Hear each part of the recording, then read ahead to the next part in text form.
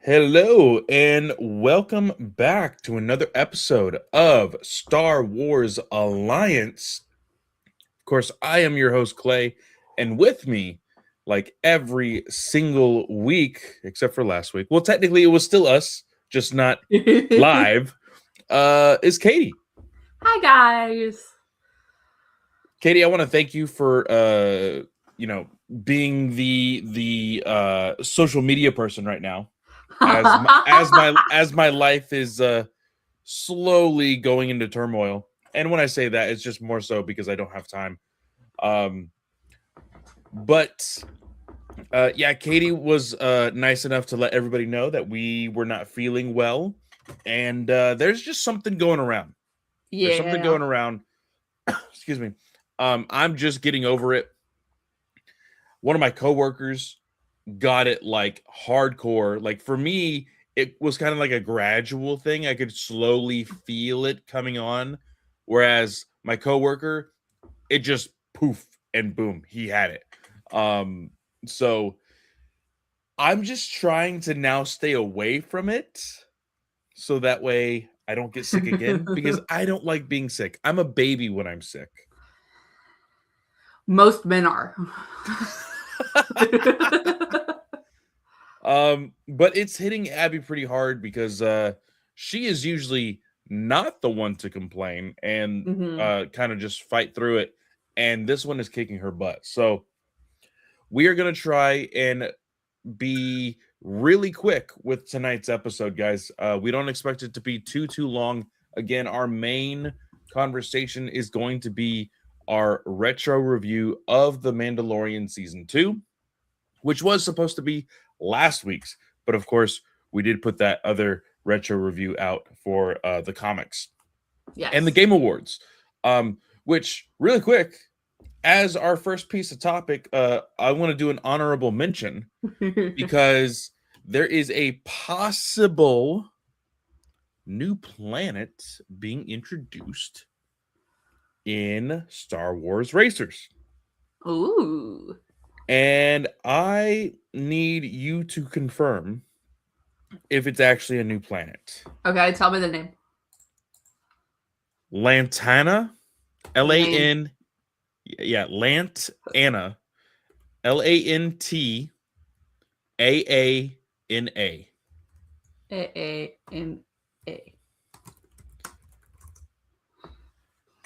Lantana. We have the Wikipedia page. Nope, the only appearance is in Star Wars Galactic Racer.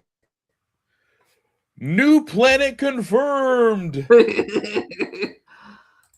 was Yep. some new footage today shown by Star Wars Galactic Racer. It said speed through lush tropical rainforest and pools of volcanic lava on the planet Lantana. Ooh. So we're getting new planets, guys. This is pretty cool. I like the idea of being able to create lore in this because then in the future we're going to read a book one day or we're going to watch a movie on the big screen and we're going to see Lantana and we're going to be like, that's because of Galactic Racer. Like we now know that the only reason why that planet exists is because of a video game, and I think that's really Yeah. really cool. And this isn't the first time planets have been created for video games, but it's always nice to see. I know we have a ton of planets, guys, but it's a galaxy far, far away. What's one more planet? I see now I would hate to be the poor bastard that now has to edit the galaxy map. I think they're only doing it in spurts for this specific reason. Like, we have a new planet for Darth Maul that I'm fairly certain has not been added to Oh, that's the true too. map. Yeah. So Yeah. they're probably only doing it like once a year and going, okay, here's why we're updating now. So, and they probably just have one giant meeting that says, these are all the planets we added this year. Where do they go on the map? That would make sense. And I wonder who gets to choose that, you know? is it the people who create the planet, or is there a like, oh gosh, who's the word? What's the A word? story group? Yes, story group, but no. There is a word for a person who specializes in maps. What's that word? Cartographer. Yes. Is there like a Lucasfilm? I Like don't know. that would be actually amazing if like their only job was this one galaxy map, and they get to work once a year. Yeah, Jason Fry, I think, did the bulk of the map in the first place. So I wonder if he's kind of taken on that role. I know other people contributed, but I know he was the one who like posted the most about it. Yeah. So it could potentially be him. Um, he wrote The Last Jedi as well as some other books. So Okay. Yeah. he has some other experience. But like I'd imagine the story group goes, okay, here's the planets you can include. And then kind of the author decides, okay, hey, we're gonna create a new planet, or we're gonna actually include this guy too. Mm-hmm. Because you want to make sure, right, that you're not crossing over story threads that are happening on other planets. Basically, is probably what's happening. And you also want like you want to see new things. Like we all talk about how we're sick and tired of Tatooine. So this is precisely that reason. So it'll be interesting to see. Yeah, I'm really excited about it. I'm really, really excited. Now, the second piece of news, really the first piece of news, since that one was just a little tidbit, honorable mention. Katie sent me a Instagram post of a possible book confirmation. Yeah, so it's already on his website. It's Dr. Chris Kempshall who wrote The Rise and Fall of the Galactic Empire, which is a nonfiction fiction book. Yes. It's a nonfiction book set in the galaxy of Star Wars. Hi, wouldn't they all be nonfiction technically, because it's Hi, Unfiltered. He says, "Oh my gosh, Katie and Clay." So so no, because it's the genre of book, right? So that's everything true. in Star Wars is fiction. Yes. But in this case, we said, okay, we want to know the biography of like Kristen Baver wrote Skywalker, A Family at War. Biography on the Skywalker family. Mm-hmm. Kim Shaw wrote The Rise and Fall of the Galactic Empire from what's his name's face in The Rise of Skywalker, the Hobbit dude. Yes, correct. Mm-hmm. And so this one he is going to be releasing in October 2026, again with DK Books, and it is called Star Wars Star Pilots. And it says, this in-universe work features the voices, words, and experiences of familiar and brand new starfighter pilots from both the Rebel Alliance and the Galactic Empire. Most importantly, it is produced by probably the greatest star pilot in history, Wedge Antilles. He gives us an unrivaled level of insight and expertise. It explores the full depth and breadth of what it meant to pilot starfighters in combat in the galaxy far, far away. I believe that when you have seen the conflict through the eyes of the pilots who participated in it, you will never look at the galactic civil war in the same way ever again. More details, including the final cover for Star Wars Star Pilots, will appear in due course. So there's no cover or anything, but it is coming out in October. Obviously, y'all know me. I love me some Wedge Antilles. This may get me to read it because I struggle with the genre of nonfiction in general. Yeah. So that's why I have Skywalker, A Family at War, and I have The Rise and Fall of the Galactic Empire, and I started both, and I haven't finished both because the nonfiction thing really throws me. It's not something that I typically enjoy reading. So I'm hopeful to read this one because it's a Wedge Antilles book, and I'm always here for Wedge Antilles. And so now we get to add that to the list of books to review in October. And I was just thinking, we don't have a huge list for 2026. So so let me tell you what is releasing, because Utini is where I pull all of my release schedule stuff for. And so if they have like formats and everything that you can check out. So like if I go to adult novels, Legacy, which is the Leia Ray book, is released in July 28th. Mm-hmm. And then Reign of the Empire, Edge of the Abyss, which is the last book that we have on the calendar for Random House World's adult book, is releasing September 15th, 2026. And then if we go to the young adult novels, the only one we have right now is July 21st, 2026, Eyes Like Stars. Like stars, yes. So, yes, July will be packed. July, then it goes to September, and then fall, October with Star Pilots. So Yep. we actually don't have a crazy year for new books, guys. Of course, if you guys are following us on Patreon, we are literally reading a book every single month. Oh gosh, this is how far I made it.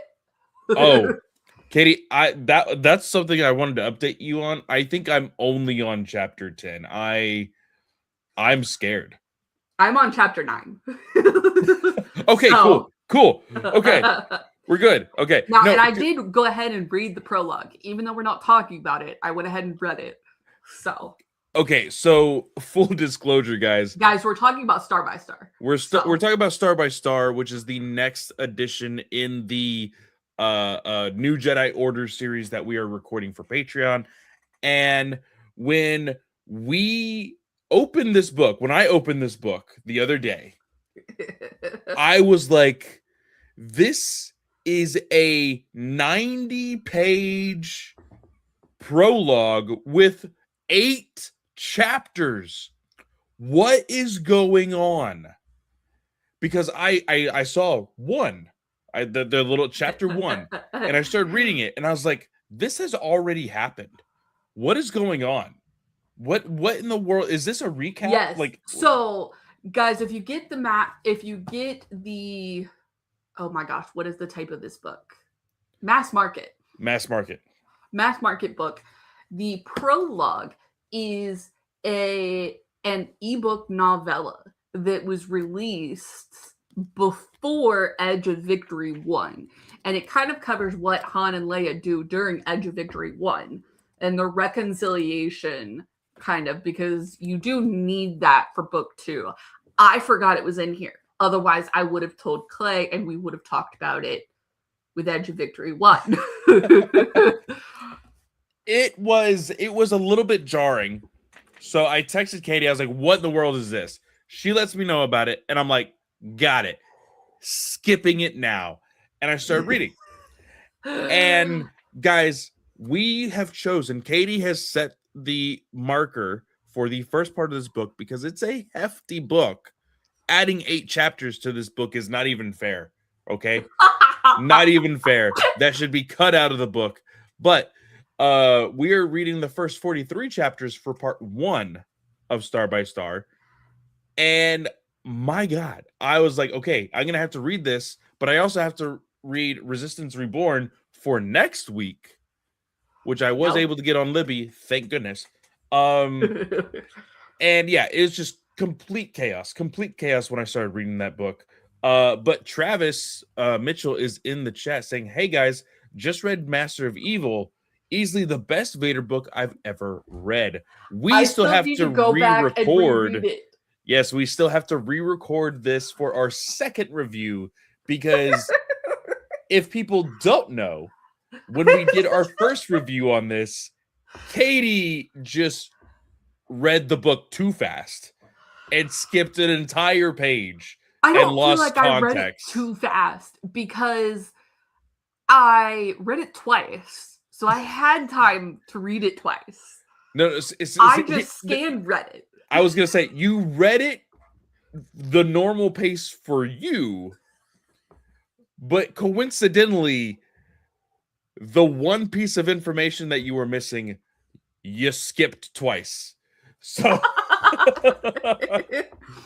So So yes, guys, you can go back and listen to our original review because Clay promptly corrected me, and you get to hear probably, I think it was like probably 10 minutes of like, what the fuck did I miss? yeah, no, yeah. And Clay like Katie, corrected me. Katie was super lost. Which again, guys, when looking at the spectrum of Star Wars fandom and who holds the crown, I will easily give that crown to Katie every single time. But when we read Master of Evil and when we were reviewing it, Katie was like saying something wild, and I was like, "What are you talking about? Like, that's totally not what the book was trying to imply. It implied this." And Katie looked at me like, "What are you even talking about right now?" Like I, as if I had read a completely different book. It was gold. It was great. I highly recommend going to read Master of Evil because it actually was the start of the conversation of last year between having two books that year release with a what did we describe it as? A not sincere description of the book. Oh, yeah, the synopsis didn't feel very accurate. Yeah. So we had a very big opinion on that. So I highly recommend going to read Master of Evil for that opinion. And then, of course, the very ending of the review where Katie completely just was like a deer in headlights that entire time. It was. I don't know how much time you edited out of that, but it was. No, I had to edit out a lot of like, because you were like just flipping through the book and there's a lot of dead air. And I was like, okay, yeah, taking that out. Okay, that's where her reaction is. Okay, cool. Yeah, it was because we don't. Yeah, we don't get the hard copies, and I do a lot better reading a hard copy.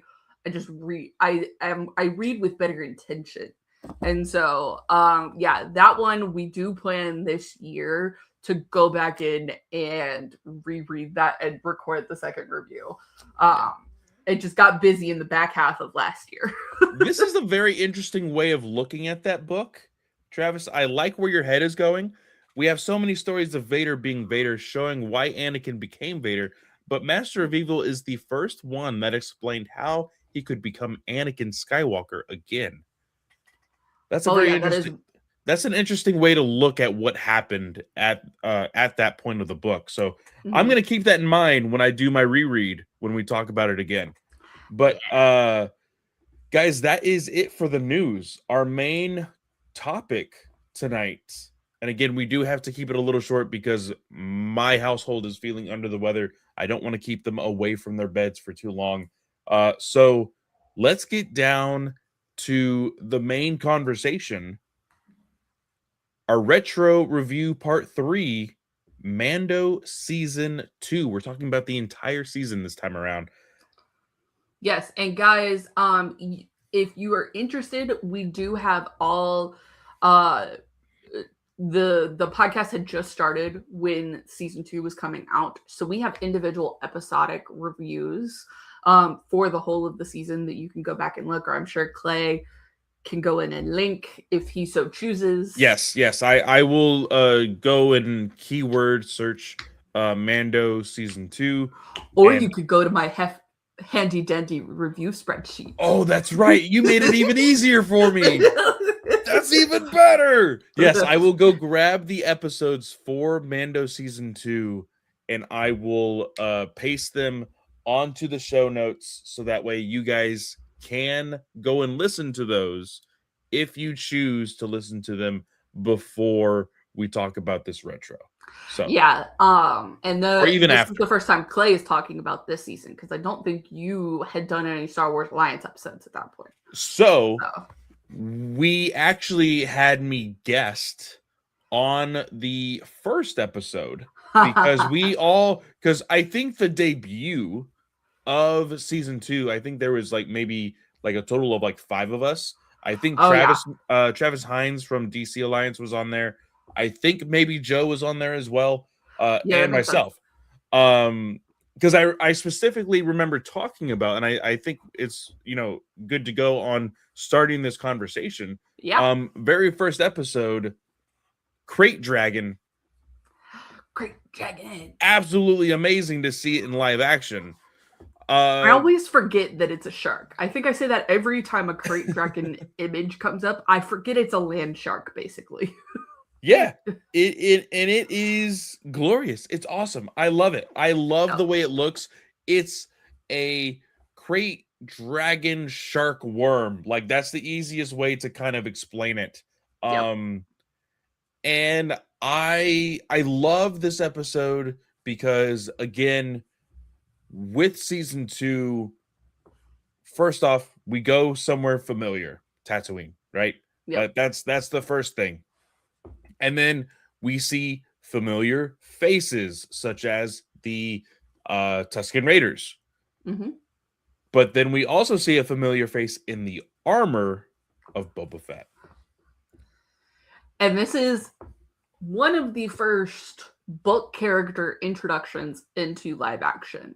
And of course, what's his name? Chuck Wendig is not credited for creating this character because Star Wars doesn't like to do that. But it's still pretty cool to see it come into play. We won't dwell on that too much, but I really enjoy seeing his character, and I love the fact that he comes back into play later with Book of Boba Fett, which we'll talk about in 2 weeks. Yeah. So, yeah.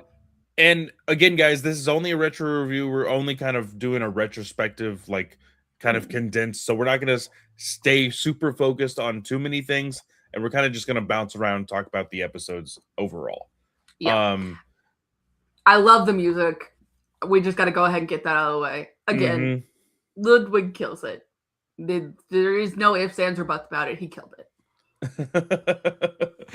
I love the music here as well.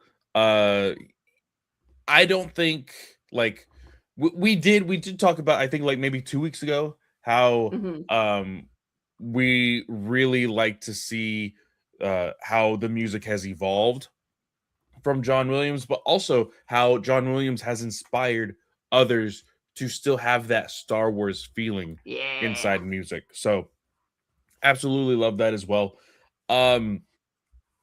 This season, guys, this whole entire season is focused around the idea, of course, of getting Grogu, who we finally have the name reveal this season.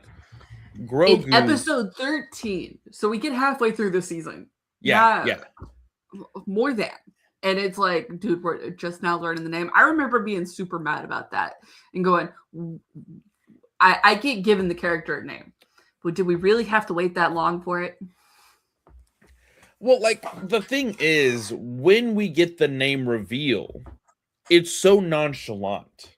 Because, again, Ahsoka's just like, oh, Grogu. And even Mando's like, Grogu? Who the hell is that? Oh, that's his name. That, like, he told me, you know? But we know that Mando is trying to get Grogu to his people. Yep. This is very important to Mando because of the way he was raised and he was able to find his people. So I really do enjoy this season. I think season 2, we had its problems with the things like the volume.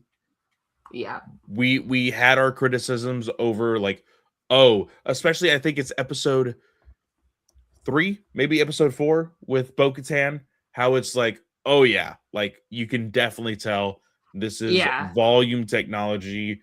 But yeah, there's especially some when parts... you keep going around and around the ship, like you just go, this looks really familiar. But the one thing that I will still give credit to when it comes to the volume, it's great technology. The use of it too much is what bothers us. 100%. Yeah. Because it really lends itself to that close quarter combat fight. where you can dive into it a little bit deeper. But when you just are going from place to place, probably a bigger set would make a little more sense than just having the volume be in a effect, because you just can tell that you're going around and around. Yeah. I do really love the Eris episode still, which is episode 3. I just love the frog lady. I just love her, and I love the fact that she was able to reunite with her husband, and most of the eggs made it back safely, even though Grogu No, I ate was gonna them. say I no. still No proud. thanks to Grogu. I almost completely forgot that Grogu ate majority of the eggs. She's like, this is my last clutch of eggs or whatever. This is the only way our bloodline will ever survive. And Grogu's over here just like, oh, yum.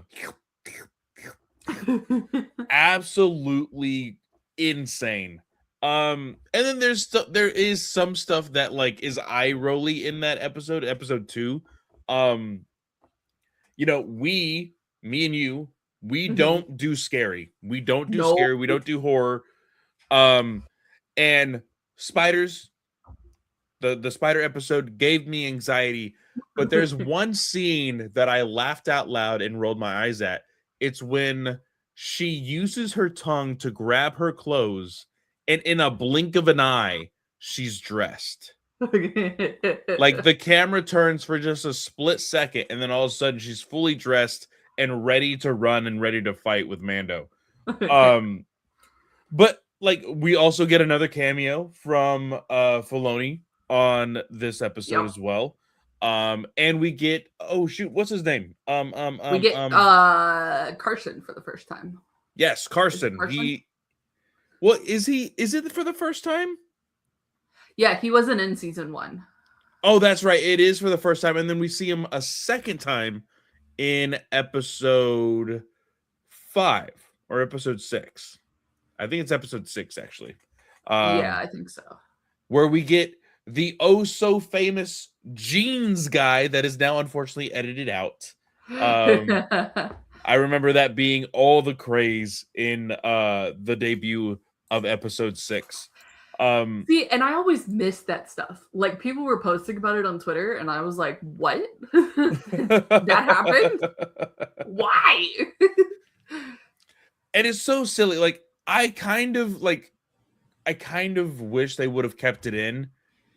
But of course, now with the new age of technology, they're able to edit it. They're able to put it back onto the streaming service, and it's just like it never happened, you know? Yeah. But throughout this season, we have the trials of trying to find out where Grogu is going to go. We need to find a Jedi, all these different things. We find Ahsoka. Ahsoka refuses to train him because he's just too in his own head type of ordeal. We learn that Grogu is scared. He's too attached to Din Djarin. He's angry. We see a little bit of that anger at the end of episode 6, where we see him meditating on the rock. And when he gets kidnapped in the ship, we see him use the Force. He's choking out stormtroopers. He's getting angry. We see that there. So it's I look at this and I'm still interested in how he is going to grow. You know, we eventually, you know, I don't know if it'll be in our lifetime or not, but we will eventually see a Grogu that will most likely be able to defend himself. Whether that be with an actual lightsaber or not, but is Force sensitive. And of course, that always brings about the conversation of, hey, is he going to go down the wrong path? Is he not going to, you know, is he going to be on the side of the light and things like that? And we see a little bit of that anger, and we know from past experience with other Force users that can mean, you know, some dark stuff. Yeah. So, and I do love getting to see Tython. I love the history that Filoni and Favreau bring into this season with Tython, Even with the Jedi episode, with bringing in the connection to Thrawn and everything, it just really works out super well. And it's one of the few times that I think that Filoni has done a really good job manipulating things for characters that don't revolve around him, like ones that he created. So I do like that. I also love the Mayfeld episode, which is episode 7, directed by Rick Famuyiwa. He does an incredible job with this, and this entire episode was actually written by him. But that's the one where they go to find the location of Moff Gideon's cruiser on Morak. And we get to see Din Djarin take off his helmet for the very first time with humans around. Yeah, intentionally with humans around. And so it's a really powerful episode that just shows you a lot of where Din Djarin is as a character. And I know we can go on and on about oh gosh, I can't. Why aren't they listed in the character list? The stunt doubles. Yeah. Oh my god. Literally, I had the name and then it just poof right out of my head. Other performers. There we go. Lateef Crowder and Brendan Wayne. Yeah, there we go. Yeah. They do an incredible job with the performance, but really and truly, Pedro Pascal makes it in there. Yeah. Travis also says go ahead. The Believer with Bill Burr is the best episode in the series, in my opinion. It honestly made me disappointed with the finale by comparison. Yeah, we're about to dive into that. But yeah, it's an incredible episode. It just goes to show you also what things can really happen when Favreau and Filoni aren't writing. For the show. Yeah, I know we harp on that a lot. But I one of my favorite, I think it's in this episode, at the very end of this episode, or it may have been in the very end of episode 6. We actually get to see a holo sent to Gideon, and it's Din Djarin saying, like, you don't know what you just unleashed. You don't know how much that child cares, or how much I care about that child. And it's just such like a very intimidating holo. And you actually see for a split second Gideon like flinch just a tad. And I love the acting on that. It's just like, it's so good. It's so good. Yeah. But the finale, this is going to be the very first time that I get to talk about this finale with you. Yeah. I am pretty sure. I'll have to even go back and listen to the finale episode myself to see who all was on it. But the rescue. There was so many conversations that were going on even before the reveal happened. Yeah, who's the Jedi that Grogu's reaching out to? Yeah, so there was it's all those people who just love to think that Mace Windu is still alive. It's gonna be Mace Windu. This is how they bring him back. This is gonna be so awesome. Blah blah blah blah. Cal Kestis was another one that people had wanted to have be in the reveal here. So many conversations and rumors and theories. And then what did we get? CGI Luke Skywalker. I love the idea. I hate the execution. Because it fully makes sense that Luke Skywalker would be the one that catches the communication from Grogu. You can't tell me in a million years. Yes, there's other Jedi out there that we know of, but you can't tell me that Luke Skywalker doesn't make sense coming into play. I see Travis's thing where I'm going to finish my thought because otherwise I'll lose it. Luke makes perfect sense coming in. The CGI and deepfake technology, sure. Is it remarkable? Absolutely. You can't tell me that he doesn't look lifeless. 100%. Like, now don't get me wrong. I still got super pumped up seeing him come in and defeat the Dark Trooper bots and everything. I will always be a Luke Skywalker girl. I'm a little biased in that regard. I just love Legends, okay? So I love getting to see Luke be the hero. But man, I looked at that deep fake again and I was like, this sucks. It, like, at that point, it's just a thought of, like, guys, it would have been 100 times easier and cheaper for you to go with somebody else. At this point around, we know that Luke is in fact training others in the art of being a Jedi. You could have added new pieces of lore just for the sake. Like, how awesome would it have been for all of us to be like, oh my God, it's Luke Skywalker. Oh my God, it's Luke Skywalker. Oh my God, it's Luke Skywalker. Face reveal, and it's somebody nobody fucking knows. That would have gotten me excited that much more because I'm like, oh shit, new characters. What is this? You know? And we didn't get that. We got a horrible deep fake of Luke Skywalker, emotionless, lifeless. The only piece of emotion we got in that entire freaking scene was R2-D2. Mm-hmm.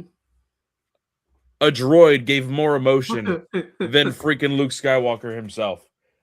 Absolutely abysmal. Travis says, I am probably the only one, but the finale didn't work for me at all. It felt hollow, as besides Boba Fett, no one there cares about Grogu. All have ulterior motives. I think, did you mean Din Djarin here? Because I know in your next message you said Boba is not. Like, I know Boba made the vow, so that's why he cares. Yeah. But, like, talking presence-wise, I think Din Djarin. But I do feel like, despite the actress, Cara Dune actually cares about Grogu, and that's why she gets involved in, like, Mayfeld and everything. Yeah. So we'll disagree with you there. And yeah, I can agree with Bo-Katan and everything because Din Djarin is basically using them like they used him. Mm-hmm. Hey, you want something? I need help. I need assistance. Yeah. And so. But he says, I love the Dark Trooper fight, which was an oddly specific homage to Terminator Salvation, but I felt Grief, Mayfield, and Boba should have been present in the rescue. Looking at the deep fake, the clear issue I noticed is that they put Mark Hamill's face on the wrong head shape. Mark Campbell had a rounded triangular jaw. The actor they put the face on has a square one. Yeah. Yeah. Or Mark Hamill, excuse me, has a round triangular jaw, and the actor that they put him on had a square jawline. That doesn't, like, if they had just said, okay, this actor is replacing him, not the end of the world. But yeah, if you put Mark Hamill's young face on the wrong actor, on the wrong face shape, you're going to have problems. It's going to look weird. Right. Yeah. Yeah. Especially as a character that is iconic like Luke Skywalker, people are going to immediately recognize very different features, right? Yep. So, yeah, totally agree. But this does introduce one of the biggest points of what will be eventually season 3 that we talk about with the Darksaber. How, of course, excuse me, Din Djarin defeats Gideon in combat, takes the saber, and of course, Bo-Katan cannot take it, which I think is super hypocritical, by the way. All of this, like, and again, I know there's different factions of Mandalorians and all this other stuff. They call Din Djarin a piece of the cult and not being able to show his face. But then Bo-Katan's like, I can't take that saber. Like, it's literally the same thing. Like, it's literally the same thing, guys. Well, I think the so the reason Bo can't take it is because of what happened in Rebels. Sabine gives her the dark saber, and then the Night of a Thousand Tears happens. You know, I didn't think about that. So that's why she's very point blank, like, hey, I'm fighting Gideon because I have to win the saber. I can't just be handed it. I have to win it. But the problem is that she doesn't communicate that specification to Din. Yeah, that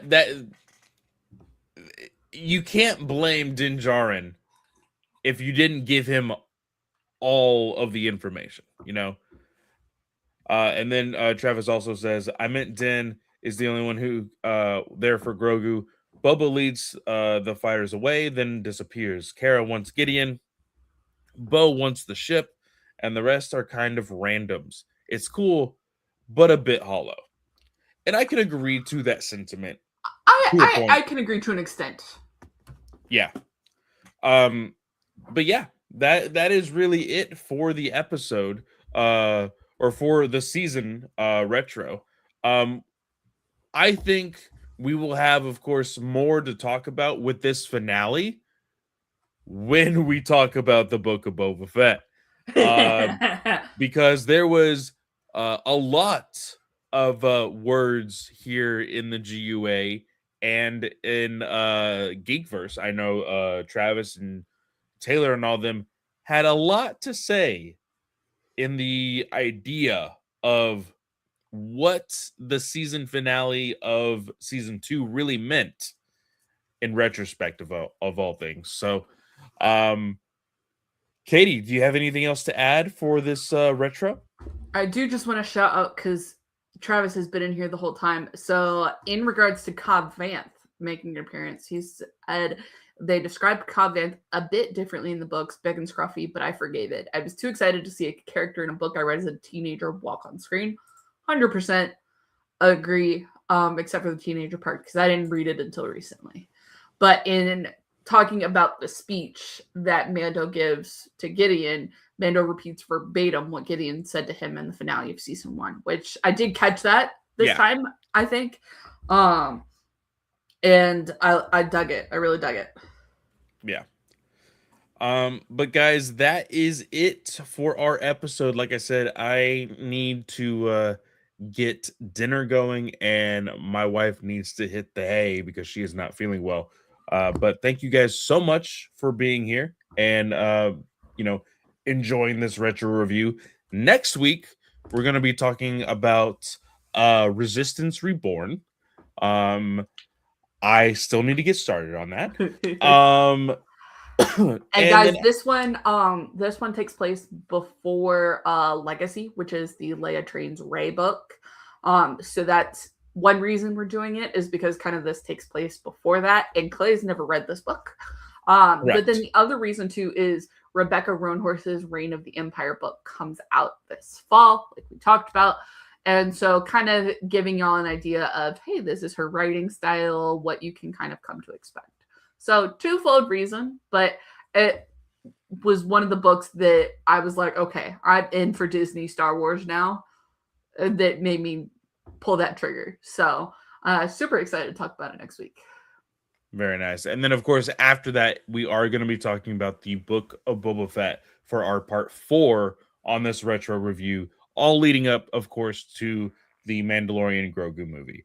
So, guys, you can find me at Fanboy Clay on any and all social media. Twitter is slowly dying and like losing relevance to myself. So you'll see me more on Instagram. But Katie, what about you? Y'all, you can find me on most social media platforms. It's at Slice of Katie. Remember, like Clay said, We're on most social media platforms. And the username is at Star Wars Alliance with no A in the wars. That's very important. Don't forget it. You can also slap that username in front of at gmail.com and shoot us an email. Just remember, give us some way to reference you for the show. We love hearing from you guys. Thank you to Unfiltered and Travis for being in the chat. Oh, he said great show, guys. Thanks, Travis. Thank you. So thanks, guys, for being in the chat. I always like seeing you guys here. So yeah, with that, I want to wish everyone a great day or night, whatever time of day you are listening or watching, and we will see y'all next time. May the force be with you.